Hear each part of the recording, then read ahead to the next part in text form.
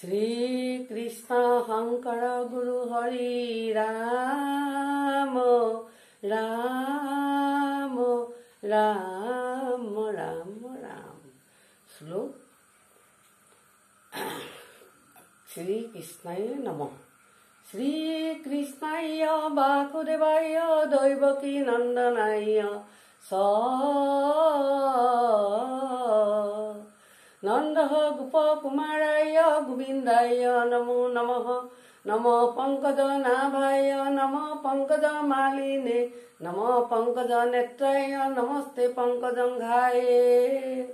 বসুদেবসুতং কৃষ্ণং কংস চানুরমর্দনম দৈবকী হৃদয়ানন্দং কৃষ্ণং বন্দে জগদ্গুৰুম। হৰি ৰাম ৰাম ৰাম ৰাম। মুকং কৰোতি বাচলং পংগু লংঘয়তে গিৰিম যৎকৃপা তমহং বন্দে পৰমানন্দ মাধৱম। কৃষ্ণ শংকৰ গুৰু হৰি ৰাম ৰাম ৰাম ৰাম। শ্ৰীমন্ত শৰণ দ্বিতীয় অধ্যায় ঘোষা। ৰাম গোপাল গোবিন্দ যদু নন্দন কৃষ্ণৰ চৰণে লৈলো শৰণ। ৰাম গোপাল গোবিন্দ যদু নন্দন কৃষ্ণৰ চৰণে লৈলো শৰণ। পদ এ ৰাম শুনিয়া সাক্ষী শৈলা চক্ৰ পানী নুহন্ত আদিত বুলিলা বাণী।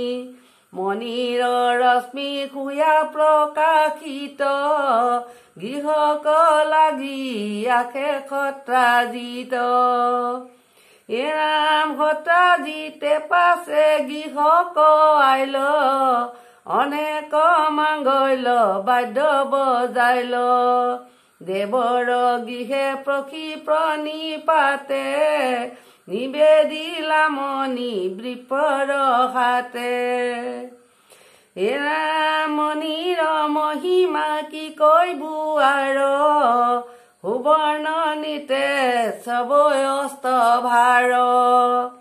জিঠানে থাকে সিটো শ্ৰীমন্তক নাহিকে দুৰ্ভিক্ষ মাৰি মৰক।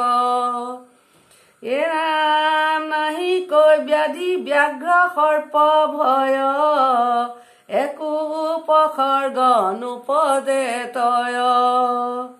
দিনে কমনি খুদিলন্ত হৰি নেদিলা সত্ৰাজিতে গ্ৰহ কৰি।